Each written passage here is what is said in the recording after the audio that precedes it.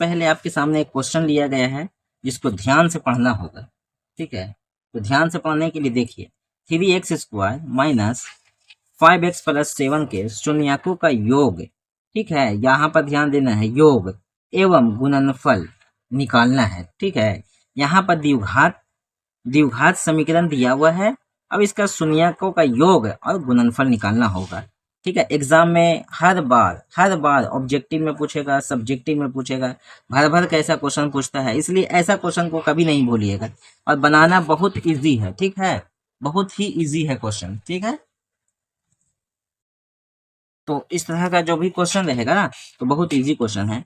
इसको कैसे बनाना है वो देखिए, शून्यकों का योग, तो यहाँ पर पहले आप लिख देना है, ठीक है। शून्यकों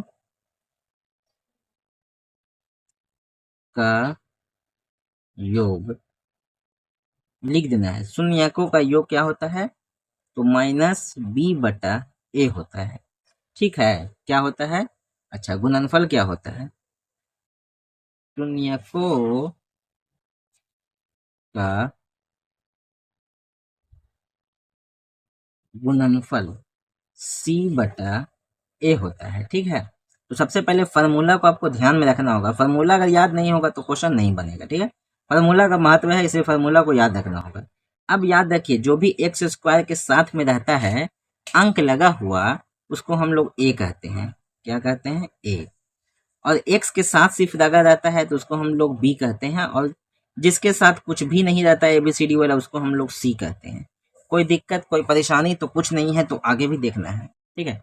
तो शून्यकों का योग क्या होता है, -b/a, और यहाँ पे क्या है, b माइनस में 5 है, यहाँ भी माइनस में है, ठीक है। तो पहले फार्मूला का माइनस लिख देते हैं, उसके बाद क्वेश्चन का माइनस में लिख देते हैं। अच्छा, a कितना है, 3 है, ठीक है। माइनस माइनस प्लस 5/3, यही हो गया आपका आंसर। शून्यकों का गुणनफल क्या होता है वो भी देख लेते हैं, c/a, तो c है 7/3, यही हो गया आपका आंसर। कोई दिक्कत, कुछ नहीं। एक क्वेश्चन और ले लेते हैं ताकि और अच्छा से समझ में आ जाए। माइनस में सिर्फ 3 रहे, अब बोल दे कि शून्यकों का योगफल निकालें।